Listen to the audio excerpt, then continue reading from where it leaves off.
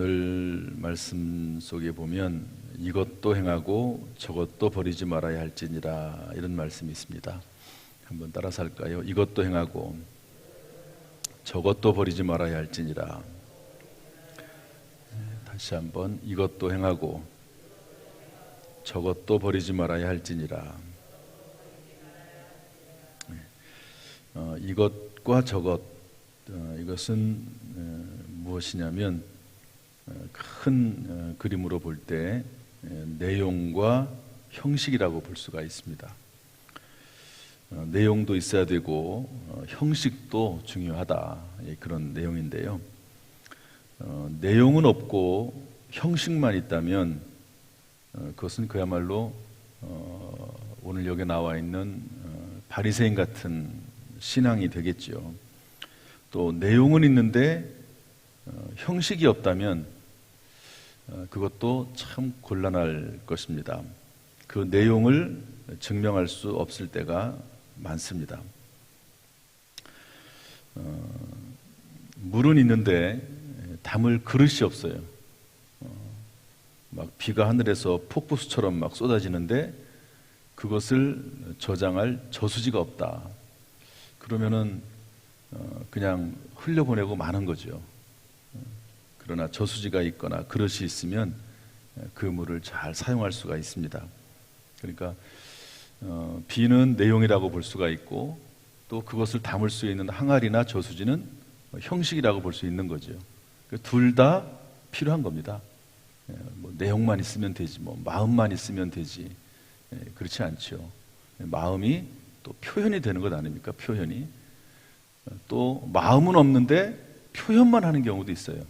그것도 그렇게 썩 좋은 것은 아닙니다.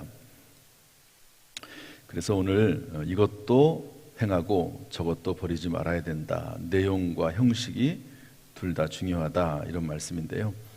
그 내용을 조금 더 살펴보면 이렇습니다. 예수님께서 바리새인에게 하신 말씀인데, 예수님께서 보통 이스라엘 사람들은 식사하기 전에 꼭 손을 씻거든요. 왜냐하면 거기는 광야 지역이기도 하고 또 모래가 많고 이러니까 꼭 어딜 가든지 간에 식사하기 전에 손을 씻는 그런 이제 습관이 있는데, 예수님께서 손을 씻지 않으시는 거예요. 그러니까 왜 손을 씻지 않으시는가 그랬더니 예수님께서 너희가 대접의 겉은 깨끗이 하는데 속에는 탐욕이 악독이 가득하다, 이렇게 말씀하시는 내용이거든요. 그래서 이것도 저것도가 어떤 의미인가? 우리 40절 말씀 읽어보겠습니다. 40절 시작. 어리석은 자들아, 겉을 만드시니가 속도 만들지 아니하셨느냐. 여기서 말하는 이것도 저것도, 이것은 겉과 속을 말합니다. 겉과. 겉은 아주 번지르르한데 속은 전혀 다를 수 있지 않습니까? 그 대표적인 예가 성경에 나와 있는 가룟 유다입니다. 여러분, 가룟 유다가 예수님을 팔아 넘겼죠. 그런데 예수님을 팔 때 어떻게 했죠? 예수님께서 겟세마네 동산에서 기도하고 있는데 가룟 유다가 가가지고 예수님을 붙잡아 가라고 하면서 어떻게 했습니까? 내가 입 맞추는 사람이 그 사람이다. 겉으로는 입 맞추는 거고 인사하는 거고 뭐 최대한의 사랑을 표현한 것처럼 이야기하는데 속으로는 어떻게 된 거죠? 예수님을 팔아 넘기는 겁니다. 겉과 속이 완전히 다른 거죠. 아주 뭐 극명하게 드러나 있는 그런 모습이라고 볼 수 있습니다. 그래서 사기꾼들은 겉과 속이 완전히 다르잖아요. 겉은 뭐 정말로 상대방을 위하는 것처럼 그렇게 하지만 속은 사기치려고 하는 거니까 그런 것들을 잘 분별할 수 있는 눈도 또 우리에게 필요하다고 봅니다. 주님께서 이것도 행하고 저것도 버리지 말아야 할지니라. 다시 말해서 겉과 속이 같을 수 있도록 그렇게 우리의 신앙생활을 유지하라 하는 그런 말씀입니다. 우리 41절 말씀 또 보겠습니다. 41절 다 같이 시작. 그러나 그 안에 있는 것으로 구제하라. 그리하면 모든 것이 너희에게 깨끗하리라. 여기 그 안에 있는 것은 뭐냐면 창고 안에 있는 것입니다. 창고 안에. 그러니까 창고 안에 무언가 숨겨둔 것이 잔뜩 있어요. 창고 밖에는 아무것도 없는 것처럼 보일 수도 있습니다. 그러나 그런 것들을 안에만 두지 말고 겉으로 그런 것들을 잘 사용하라 하는 그런 말씀이죠. 꼭 숨겨둔 건 아니지만 성경에 이런 말씀이 있습니다. 부자와 거지 나솔에 대한 이야기가 있죠. 이 부자는 말 그대로 부자입니다. 그런데 바깥에 있는 거지 나사로는 그냥 먹다 남은 거나 주워 먹는 이제 그런 사람이었습니다. 이런 모습들을 성경에서는 아주 싫어하십니다. 하나님은 부자는 나중에 죽어서 지옥에 가죠. 거지는 나사로는 죽어서 아브라함의 품에 안깁니다.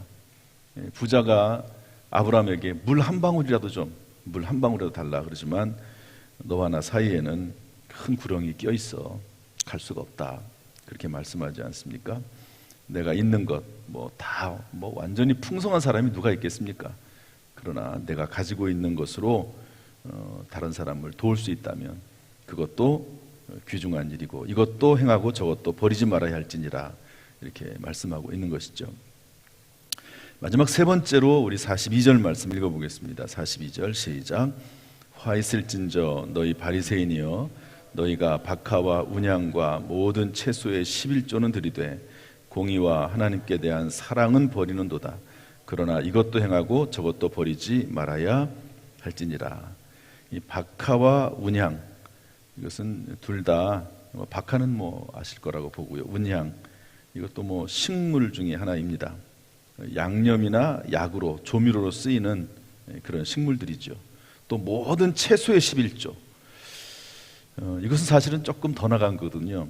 이 당시에는 곡식이나 포도주, 기름 같은 주요 농산물, 또 가축에 대한 11조 이런 것들은 하나님에게 드리도록 되어 있지만 그 외의 것들은 이렇게 세밀하게 구별놓지 않았습니다. 요즘이야 이렇게 가축이나 채소로 드리는 게 아니니까. 그런데 바리새인들은 아주 사소한 것까지 세분화 시켰습니다. 이것은 바리새인들의 형식주의와 맹목성을 드러내는 것이죠.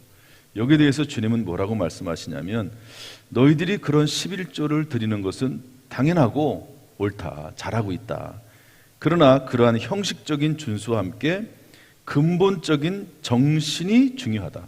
근본적인 정신이 중요한데 여기 뭐라고 되어 있습니까? 공의와 하나님에 대한 사랑은 버리는도다. 그러니까 하나님에 대한 사랑을 가지고 그런 모든 일들을 해야 되는데 그렇지 못하다는 거죠. 여기서 말하는 공의는 사회적인 공의를 말합니다. 가난한 사람들과 불의에 억압당하는 사람들에 대한 관심과 사랑. 또 하나님께 대한 사랑은 뭐죠? 하나님께 물질을 드리고 헌신하고 봉사하되 하나님에 대한 사랑의 마음을 가져야 한다 하는 것을 말씀해주고 있습니다. 그래서 주님께서는 이 바리새인들은 형식주의의 극치라고 할 수 있는 사람들입니다. 형식적으로만 행하지 말고 그 마음 중심으로 해라 말씀하고 있는 것이죠. 오늘 이 말씀을 통해서 몇 가지 발견할 수 있는 사항이 있다면 첫 번째로는 예수님께서는 율법 자체를 반대한 것은 아닙니다. 율법의 그 내용, 형식 자체를 정신이 결여된 율법 준수를 인정하지 않으신 것이죠. 다시 말해서 마음 중심에서 나오는 삶을 원하셨습니다. 또 그리고 균형 잡힌 신앙생활을 가르치신 것이죠. 내용도 있을 뿐만 아니라 형식을 가지고 있는 그런 신앙생활을 원하는 것입니다. 그러니까 아무리 마음이 있어도 실제로 그 겉모습으로 기도하지 않으면 아무리 주님에 대한 사랑을 외쳐도 주일 예배 나오지 않으면 그것이 증명될 수 없잖아요. 또 주일 예배에 나와도 형식적인 모습으로만 나온다면 그것 또한 중심을 보시는 하나님께서 그렇게 기쁘게 생각하지 않으실 거라고 봅니다. 그래서 내용과 형식이 균형 잡힌 신앙생활을 할 것을 말씀하고 있습니다. 저는 이것을 서로 상호 보완해야 된다고 생각을 합니다.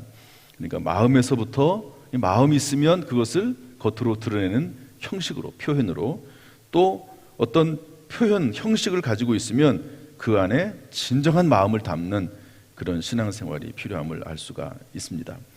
특별히 구역에서 적용을 한다고 하면 또 교회도 마찬가지고요. 여러분 냉담 신자가 있지 않습니까? 천주교에서 말하는 이런 분들이 있으면 성경 히브리서 10장 24절 25절 보면 서로 돌아보아 사랑과 선행을 격려하며 모이기를 피하는 어떤 사람들의 습관과 같이 하지 말고 오직 권하여 그날이 가까움을 볼수록 더욱 그리하자 이렇게 말씀하고 계십니다. 따라서 서로 돕는 거죠. 서로 돌아보는 겁니다. 그래 조금 이렇게 형식적인 면에서 좀 잘 안 되는 분들이 있으면 그런 사람들을 자꾸 권면해서 주님의 전에 나올 수 있도록 하고 그 삶의 모습이 드러날 수 있도록 그렇게 권면하고 기도도 해주고 또 형식적인 모습을 갖출 수 있도록 해주는 것이죠. 또 그 마음에 진실을 담을 수 있도록 또 지도하고 가르치고 서로 기도해주는 모습이 필요하다는 것을 알 수가 있습니다. 하나님께서 오늘도 저와 여러분을 불러주셔서 이 새벽에 나오게 하신 줄로 믿습니다. 이 안에 오늘 새벽기도 나오는 것, 물론 제가 볼 때는 이 새벽기도 나오는 것은 그 자체가 어떤 내용이 담겨 있다고 저는 생각을 해요. 여러분 새벽기도에 나오는데 어떤 내용 없이 그냥 형식적으로 나올 수 있는 것은 아닙니다. 그렇지 않습니까? 일반 다른 예배들하고 좀 달라요. 새벽 예배는 그 마음속에 하나님에 대한 사랑과 또 열심과 헌신과 의지와 이런 것들이 다 종합이 돼야 된다고 봅니다. 새벽기도 신자가 참 귀한 신자인 게 맞아요. 이렇게 평생 우리의 삶이 이것도 행하고 저것도 버리지 않는 신앙생활, 내용과 형식을 두루두루 다 갖춘 균형 잡힌 신앙생활을 할 수 있는 저와 여러분 될 수 있기를 주님의 이름으로 축복합니다. 그런 사람이 되도록, 그런 신앙생활 되도록 하나님께서 도우시기를, 늘 하나님께서 권고하시고 성령을 부어주시기를, 또 영육간에 강건하게 하시기를 주님의 이름으로 축복합니다. 기도하겠습니다. 하나님 아버지, 오늘 이 새벽에 우리의 발걸음을 인도하셔서 예배드리게 하시니 감사합니다. 오늘 말씀처럼 우리의 신앙생활이 내용과 형식을 균형 잡힌 모습으로 갖출 수 있도록 인도하여 주옵소서. 이 새벽에 주님 앞에 나와서 기도의 사명을 감당합니다.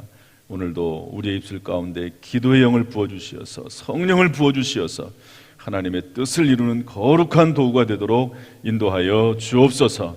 악한 영, 사탄, 마귀, 병마 틈타지 못하도록 지켜주시고 어떤 일을 만나든지 이겨낼 수 있는 지혜와 능력으로 건강으로 함께하여 주옵소서. 예수님의 이름으로 축복하며 기도하옵나이다. 아멘. 이제는 우리 주 예수 그리스도의 은혜와 아버지 하나님의 무한하신 사랑과 성령님의 교통하심이 이 시간 주 앞에 나와 예배드리며 기도하며 찬송하는 모든 성도들 한 사람 한 사람 머리 위에 그 가정, 직장, 사업, 자녀, 심령 위에 함께 하시기를 간절히 축원하옵나이다.